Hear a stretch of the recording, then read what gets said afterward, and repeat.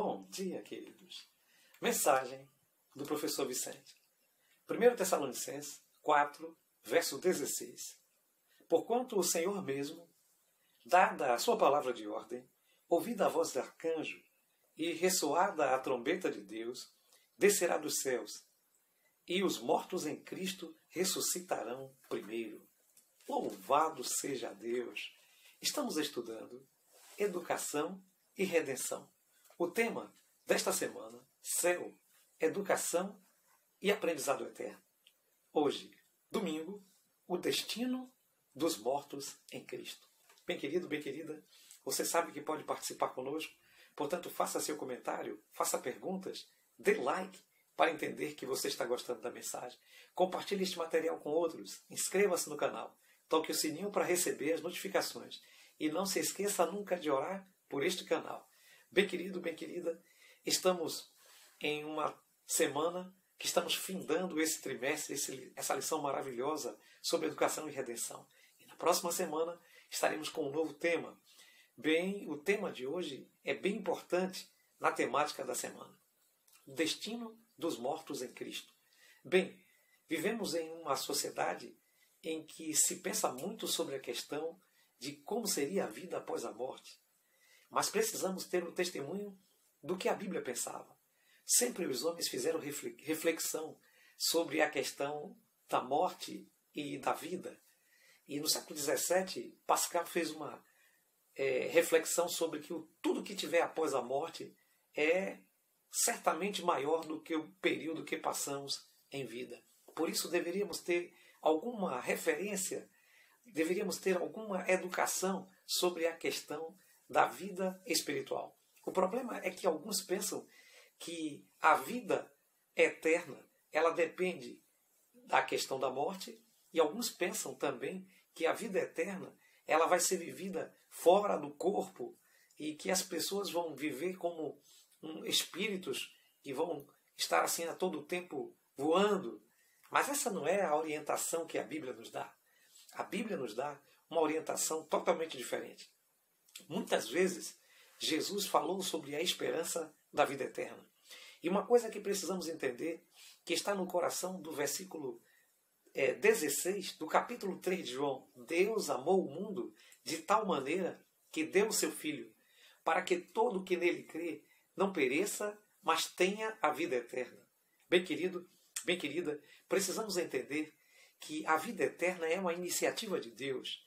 Jesus Cristo nos trouxe a vida eterna. Só podemos encontrar vida eterna em Jesus. Essa é a perspectiva cristã.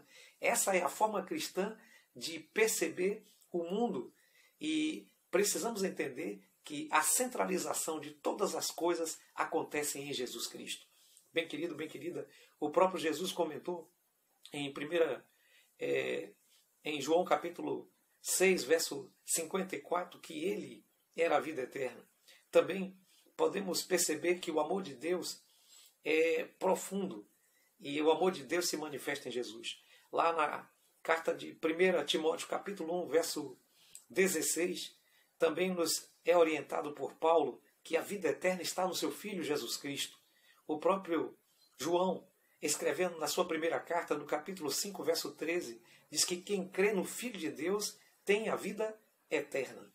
E a vida eterna é, na realidade, iniciada quando passamos a crer que Jesus Cristo é o Filho de Deus e veio a este mundo para nos dar a salvação eterna. Bem querido, bem querida, justificados então por meio da graça, como diz Paulo, temos então paz com Deus e temos a vida eterna em Jesus. Mas Jesus falou de forma muito pontual sobre a questão do destino dos mortos. Lá em João capítulo 5, versículo 28 e 29, ele diz que virá um momento em que todos os que estiverem no sepulcro ouvirão a sua voz. E aí então ele diz que os que tiverem feito o bem ressuscitarão para a vida eterna. E então, posteriormente, os que tiverem feito o mal ressuscitarão para a vergonha e morte eterna. Bem, eu não quero me deter nessa parte agora, mas eu quero me deter naqueles que estiverem em Cristo. Paulo aos Tessalonicenses ele diz, olha, os mortos em Cristo ressuscitarão. A igreja de Tessalônica estava, então, pensando como alguém poderia ter a vida eterna se todos aqueles cristãos, aqueles crentes que estavam ali em Tessalônica, por uma razão ou outra, estavam aos poucos morrendo. E então começou então a surgir dúvidas na cabeça dos tessalônicos sobre a questão da vida eterna. E eles então começaram a indagar, e o apóstolo Paulo, ficando sabendo dessa história, escreveu então a primeira carta aos Tessalonicenses, onde ele deu várias orientações sobre a questão da volta de Jesus. E uma das coisas mais importantes que Paulo fala no capítulo 4, a partir do versículo 13, é que as pessoas, para terem a vida eterna, não precisam morrer. Porque Jesus Cristo voltará e ele, num toque, como diz lá em 1 Coríntios capítulo 15, num abrir e fechar de olhos, há de transformar a nossa vida, esse corpo abatido e pecador, num corpo glorioso. E então estaremos com ele para a vida eterna. Só que antes, ele há de ressuscitar, fazer viver aqueles que morreram. Essa é a esperança do cristianismo, a ressurreição.